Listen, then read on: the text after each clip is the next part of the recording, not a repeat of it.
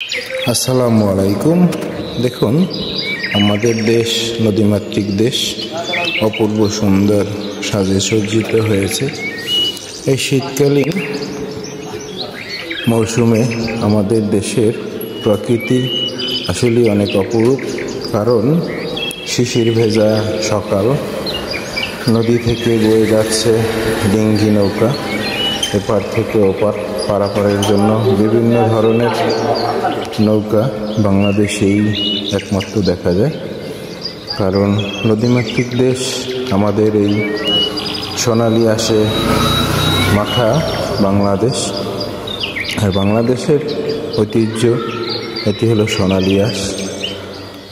সোনালী আঁশ বাংলাদেশের একটি ঐতিহ্যবাহী সোনালী পাটে তৈরি। এটি হলো সকালের সূর্যোদয়ের সময়ের কিছু দৃশ্য।